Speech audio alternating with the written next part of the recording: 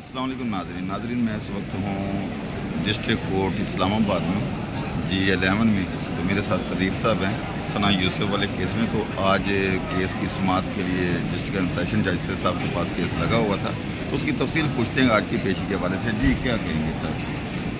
आज trial court Afzal मजोका साहब district additional district and session जज साहब की कोर्ट में ट्रायल की समाअत थी जी।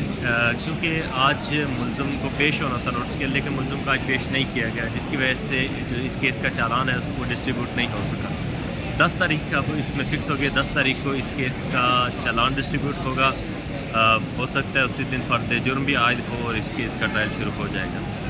आज जो डेट थी, आज डेट क्या प्रोसीडिंग इसकी क्या थी? नकूल तकसीम होना थी, क्या था? आज पहला दिन तलबी का दिन था, क्योंकि कल ही सेशन कोर्ट ने फॉरवर्ड किया था चालान और इनको इंट्रस्ट किया था, इस केस इनके सपोर्ट किया था। तो आज होना भी चालान डिस्ट्रीब्यूट था और क्योंकि मुलज़म नहीं पेश हो सका, जिसकी वजह से फिर 10 तारीख को चालान डिस्ट्रीब्यूट। ये सब ये जो मुलज़म जुडिशल हवालात में जेल में है या बेल पे? मुलज़म इस वक्त अडेला जेल के अंदर पाबंद सलासिल है। बेल इस केस में इतना आसान काम था नहीं, होनी नहीं है बेल, तो अभी नहीं, इसकी होनी नहीं बेल।